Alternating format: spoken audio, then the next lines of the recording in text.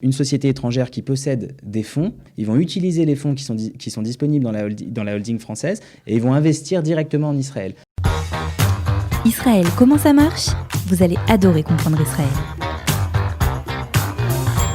Il s'appelle Nathaniel Drey. Il s'occupe d'immobilier, bien sûr, en Israël notamment. Il est expert comptable du cabinet Drey et Drey et on est ravis de l'accueillir. Nathaniel, bonjour.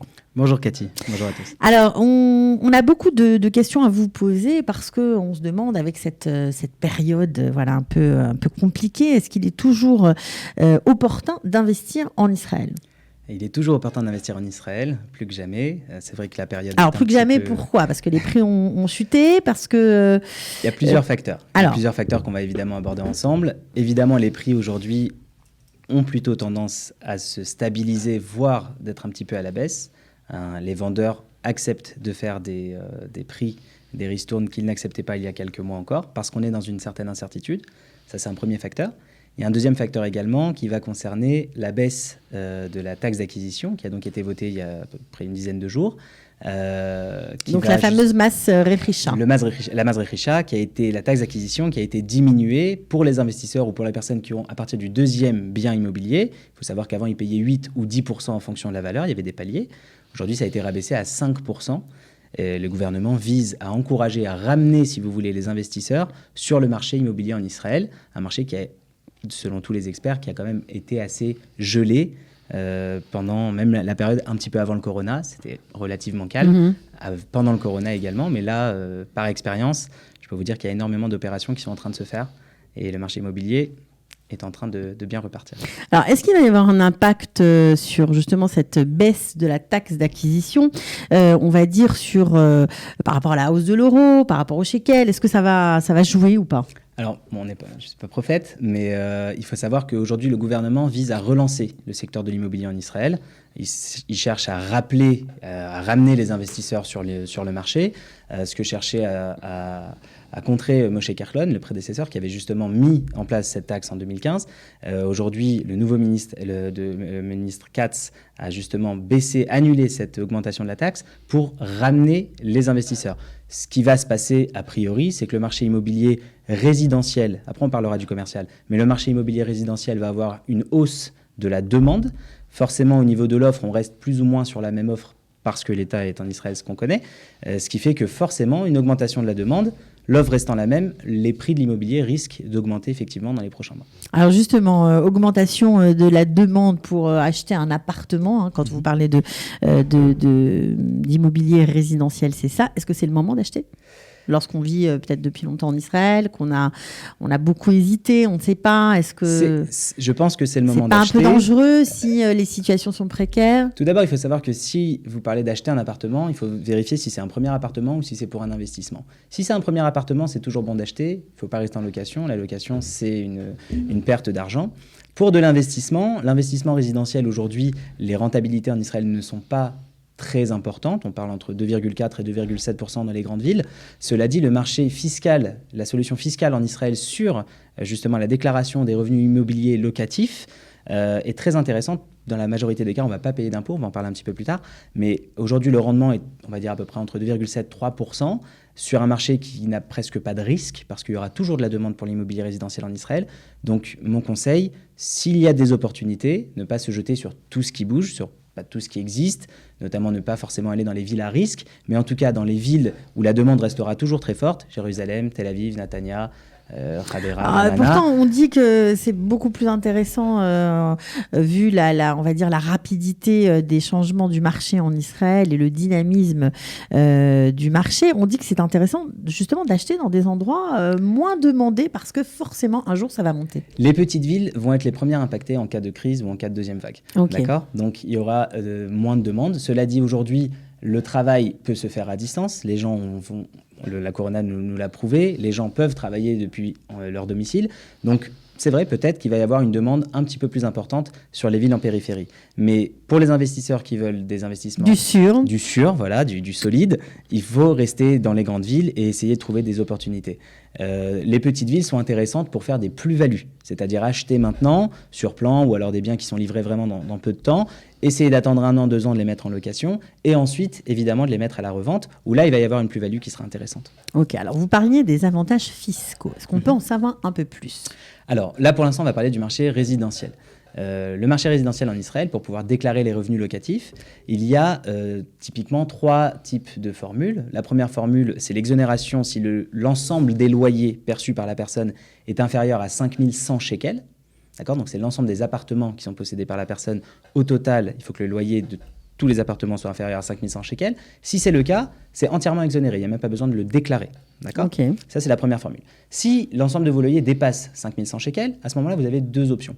La première option, c'est de payer le forfait à 10%, où là, vous n'avez pas la possibilité d'abattre aucune dépense. Vous pouvez déduire aucune dépense. Vous prenez le montant des loyers encaissés, vous allez multiplier par 10% et vous faites un chèque aux impôts jusqu'au 31 janvier de l'année suivante. D'accord ? D'accord. La troisième formule, donc la formule des 10%, c'est la formule la plus connue, la plus classique.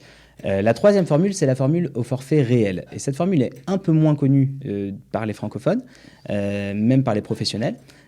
C'est une formule qui va un petit peu s'apparenter à la location en meublé en France. Je m'explique.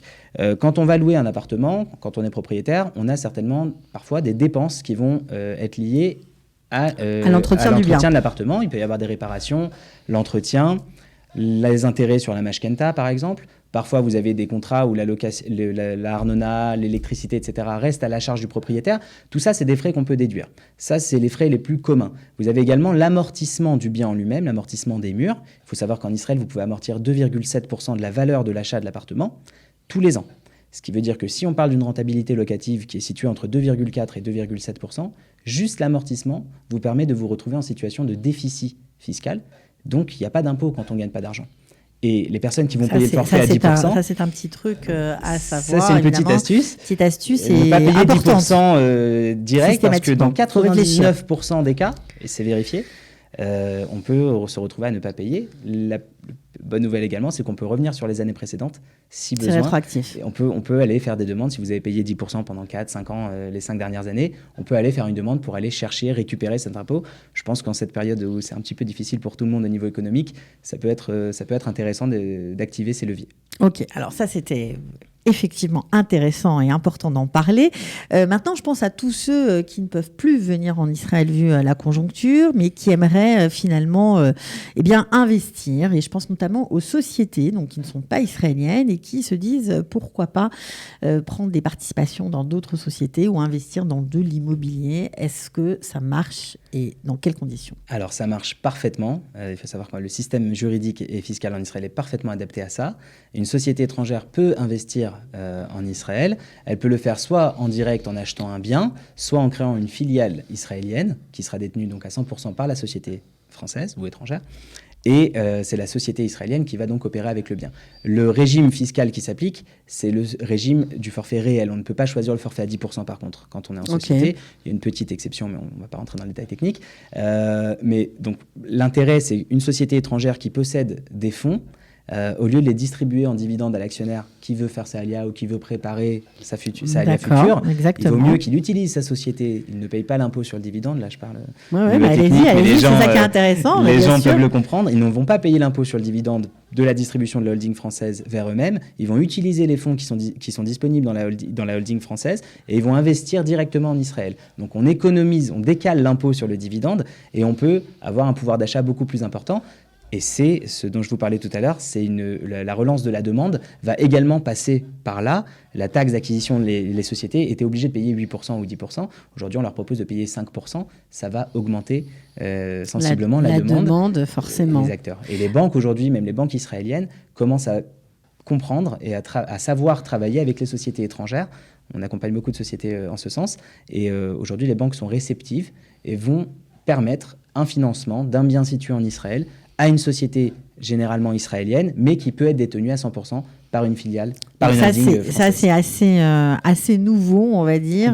Donc, ça, c'est très important. Bravo aux banques d'avoir fait le pas. Ils tout ont à fait. compris que de toute façon, qu'il n'y a pas tellement le choix. En tout cas, c'est important d'en avoir parlé aujourd'hui, évidemment. Donc, pour résumer, est-ce qu'on peut plutôt investir dans de la résidence ou plutôt dans du commercial? Qu'est-ce qui est mieux? Même pour les sociétés, d'ailleurs. C'est une très bonne question. Il faut savoir qu'il y a beaucoup de personnes aujourd'hui qui se posent cette question-là. Le marché résidentiel, c'est un marché qui est sûr, qui est certain, qui offre pas des rentabilités qui sont très fortes, mais c'est un marché solide. Le marché commercial en Israël, il faut savoir que c'est un marché de base risqué, comme de manière générale. Peut-être plus qu'ailleurs. Peut-être plus qu'ailleurs. Et il faut savoir également qu'il y a 1 million de mètres carrés de nouveaux locaux commerciaux qui vont sortir. Dans la périphérie, dans les grandes villes, mais également dans la périphérie. Investir aujourd'hui dans des biens commerciaux, c'est recommandé si vous en avez l'utilité pour vous-même. Une société, au lieu de louer ses bureaux, il faut savoir qu'en général, quand elle loue, elle donne une rentabilité de 6% aux propriétaires, ce qui est beaucoup. Bien sûr. On conseille d'acheter les locaux si vous en avez la possibilité. Les financements des banques peuvent être assez importants. Les banques peuvent financer jusqu'à 80% dans des biens commerciaux achetés par des sociétés. Donc ça peut être intéressant. Pour de l'investissement dans des locaux commerciaux, si c'est pour faire une plus-value, là, il faut vraiment se faire accompagner, ne pas se lancer dans des projets, ne pas toujours croire à ce que le vendeur veut bien nous promettre, parce que le marché commercial en Israël sera un marché risqué. La demande ne va pas forcément suivre le niveau de construction qui va sortir dans les prochaines années. J'aurais dit dans les grandes villes, vous pouvez y aller quasi sûr. Par contre, en périphérie, faites quand même attention. Alors, est-ce que les banques sont, on va dire, en ce moment, un peu plus enclins à prêter de l'argent? Alors, juste avant le corona, les banques, elles suivaient le marché comme on le connaît. Pendant la première vague, les banques ont fait un step back, donc un pas en arrière, en disant on stoppe tout, on ferme toutes les vannes, on prend zéro risque. D'accord ? Donc même les personnes qui avaient des accords et qui ne les ont pas utilisés pendant la première vague ont eu vraiment des taux sensiblement rehaussés. Il y a eu une petite accalmie mai-juin. Et les banques sont reparties. Et là, mon conseil, c'était vraiment d'utiliser l'appétit des banques qui n'ont pas travaillé pendant 2 mois. Et on a fait des très bonnes opérations et des taux vraiment intéressants. Là, la deuxième vague, on est en plein dedans, elle se durcit tous les jours. J'ai entendu vos chiffres il y a quelques secondes. Les banques aujourd'hui prêtent moins, ou en tout cas prêtent plus cher. Donc, mais il ne faut pas hésiter à faire le tour des banques. Il ne faut pas hésiter, il faut vérifier, il faut comparer, parce que très souvent, la mise en concurrence des banques va faire que vous pouvez gagner vraiment significativement au niveau des intérêts. Bon, en tout cas, Nathaniel Drey, on était ravis de vous accueillir ce matin. Voilà, merci pour vos explications très claires. Avec plaisir. Et diverses. Voilà, évidemment, vous reviendrez pour pour parler d'autres sujets. Avec un grand Merci beaucoup et une bonne journée à vous. Bonne journée. Voilà, on a compris, il faut investir, il ne faut pas s'arrêter, en tout cas pour ceux qui le peuvent. C'est le moment. Exactement. À bientôt, en tout cas. À bientôt, Cathy. Au revoir tout le monde. Israël, comment ça marche? Vous allez adorer comprendre Israël.